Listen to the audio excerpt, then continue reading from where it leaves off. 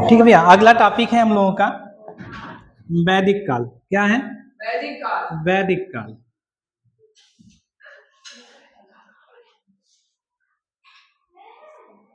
वैदिक युग के बारे में हम लोग पढ़ेंगे।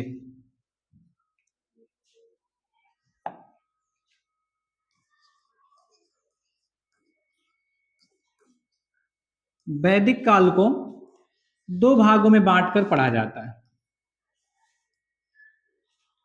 एक है ऋग्वैदिक काल,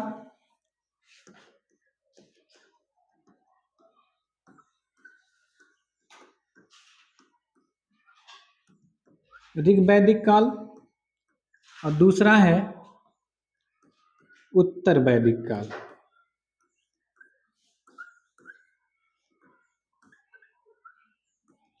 ऋग्वैदिक काल और उत्तर वैदिक काल।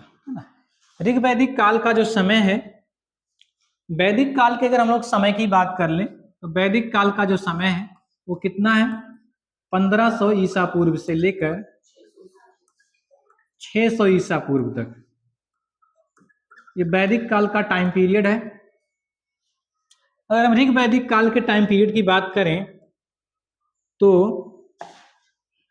यह है 1500 ईसा पूर्व से लेकर 1000 ईसा पूर्व, और उत्तर वैदिक काल का जो समय है 1000 ईसा पूर्व से लेकर 600 ईसा पूर्व तक, है ना। तो 600 ईसा पूर्व तक ऋग्वैदिक काल का समय 1500 से 1000 ईसा पूर्व, और उत्तर वैदिक काल का समय 1000 से 600 ईसा पूर्व। इस तरह से वैदिक काल को दो भागों में बांटा जाता है। ठीक, इसका बंटवारा जो किया गया है वो 1000 तक इसलिए किया गया है, 1000 ईस्वी पे इसलिए किया गया है क्योंकि 1000 ईस्वी ईसा पूर्व के आसपास जाकर लोहे का ज्ञान हो जाता है। किसका ज्ञान हो जाता है? लोहे का ज्ञान हो जाता है। और जब लोहे का ज्ञान हो जाता है तो एक क्रांति सी आ जाती है। क्रांति सी आ जाती है, हर तरह से क्रांति आ जाती है। कृषि के क्षेत्र में असीम वृद्धि हो जाती है। कृषि के क्षेत्र में एक क्रांति सी आ जाती है।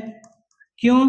क्योंकि पहले जो हल हुआ करते थे जुताई के लिए वो लकड़ी आदि के हुआ करते थे, लेकिन जैसे ही लोहे का ज्ञान होता है वो हल लोहे के बनने लगते हैं। हल किसके बनने लगते हैं भैया?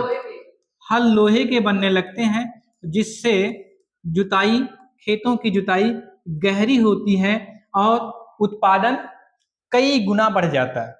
ठीक है, कई गुना उत्पादन बढ़ जाने से कृषि के क्षेत्र में एक क्रांति सी आ जाती है ना।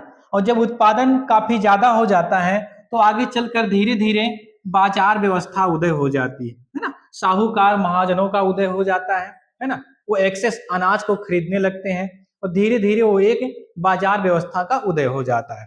ठीक है, साहूकार जो एक्सेस अनाज उत्पन्न हो जाता था, ज्यादा अनाज उत्पन्न हो जाता था, उसको साहूकार के पास, साहूकार उसको खरीदने लगे और धीरे धीरे इसे करके बाजार व्यवस्था का उदय हो जाता है। किसका उदय हो जाता है? बाजार व्यवस्था का उदय हो जाता है। ठीक है, तो इन्हीं सब के बारे में हमको चलना है। तो सबसे पहले हम किसकी बात करेंगे? ऋग्वैदिक काल की बात करेंगे। किसकी बात करेंगे? ऋग्वैदिक काल की बात करेंगे। उसके बाद हम उत्तर वैदिक काल की चर्चा करेंगे। तो आइए सबसे पहले हम देखते हैं ऋग्वैदिक काल को।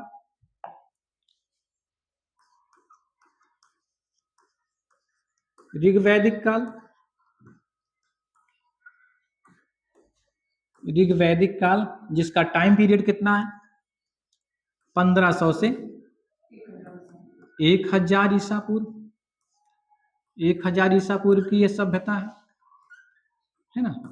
अगर हम इस सभ्यता की बात करें तो ये सभ्यता जो थी, वैदिक सभ्यता जो थी, वो ग्रामीण सभ्यता थी। कैसी सभ्यता थी?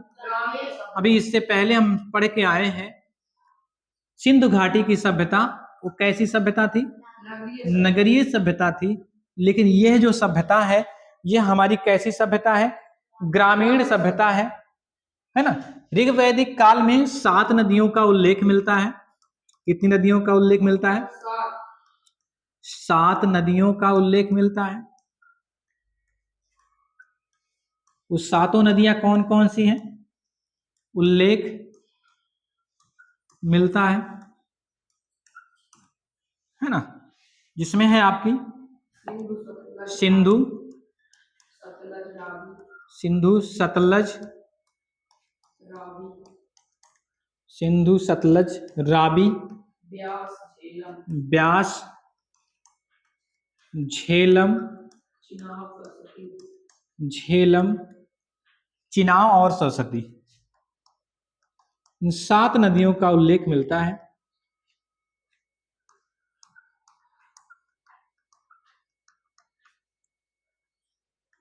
ठीक भैया। तो सिंध, सतलज, रावी, ब्यास, झेलम, चिनाब और सरस्वती, इन 7 नदियों का उल्लेख आपके वैदिक काल में मिलता है। अब हम लोग इसमें वेदों की चर्चा करने वाले हैं। ऋग्वेद में इसकी चर्चा करने वाले हैं, वेद की चर्चा करने वाले हैं।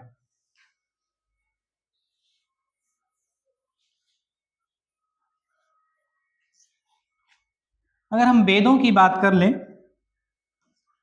तो वेदों की संख्या कितनी है? 4। वेदों की संख्या है 4।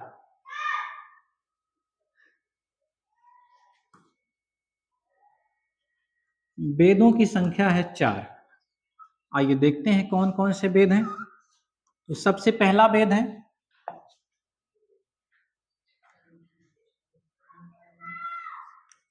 ऋग्वेद, दूसरा है सामवेद, तीसरा है यजुर्वेद और सबसे आखिरी है अथर्ववेद। कौन सा वेद? अथर्ववेद। ठीक है भैया। अब हम ऋग्वेद की अगर बात करें, ऋग्वेद सबसे प्राचीन वेद है। ऋग्वेद कैसा वेद है भैया? सबसे प्राचीन वेद। सबसे प्राचीन वेद है। ऋग्वेद में कितने मंडल हैं भैया? 10 मंडल। 10 मंडल हैं। गायत्री मंत्र किस वेद से लिया गया है? ऋग्वेद से लिया गया। गायत्री मंत्र ऋग्वेद से लिया गया है। गायत्री मंत्र ऋग्वेद से लिया गया है।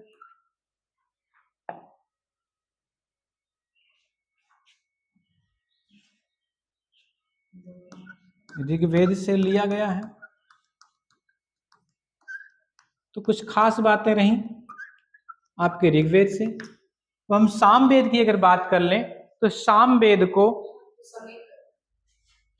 संगीत का जनक कहा जाता है ना। ऋग्वेद में क्या है? देवताओं के लिए प्रार्थनाएं हैं। इसमें किसके लिए है? ईश्वर के लिए प्रार्थनाएं हैं।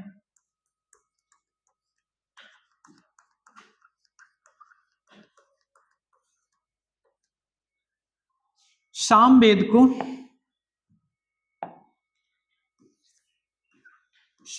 को संगीत का जनक कहा जाता है। संगीत का जनक माना जाता है। संगीत का जनक माना जाता है। यजुर्वेद की अगर हम लोग बात कर लें तो यजुर्वेद में क्या है? करने की विधि। हाँ, यज्ञ और कर्मकांड की विधि है। यज्ञ एवं कर्मकांड की विधि है। यज्ञ एवं कर्मकांड का विधान बताया गया है। यज्ञ एवं कर्मकांड का विधान बताया गया है।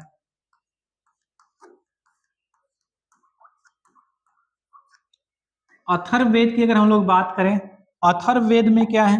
सबसे नवीन वेद। हाँ, सबसे नवीन वेद है ये,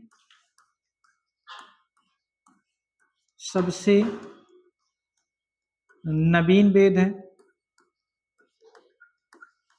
और तंत्र मंत्र,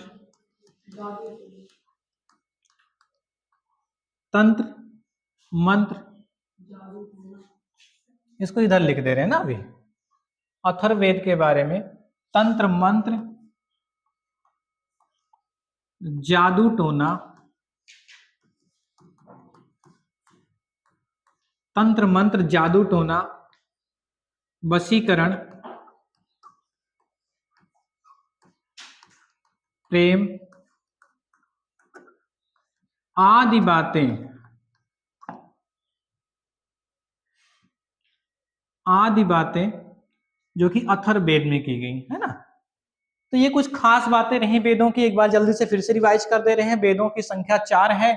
सबसे प्राचीन वेद, चारों वेदों में कौन कौन है? सामवेद, ऋग्वेद, सामवेद, यजुर्वेद और अथर्ववेद है, ये 4 वेद हैं। ऋग्वेद सबसे प्राचीन वेद है, इसमें 10 मंडल हैं। गायत्री मंत्र का उल्लेख ऋग्वेद में किया गया है, यहीं से लिया गया है, और देवताओं की स्तुति से संबंधित ये वेद है। सामवेद को संगीत का जनक माना जाता है, ये खास बात है। यज्ञ एवं कर्मकांड संबंधी जो विधान है वो आपके यजुर्वेद में है। अथर्ववेद को सबसे नवीन वेद माना जाता है। तंत्र मंत्र, वशीकरण, जादू टोना, प्रेम आदि का उल्लेख जो है आपके अथर्ववेद में मिलता है ना। इतनी बातें नोट कर लीजिए और वेद हमारा समाप्त होता है।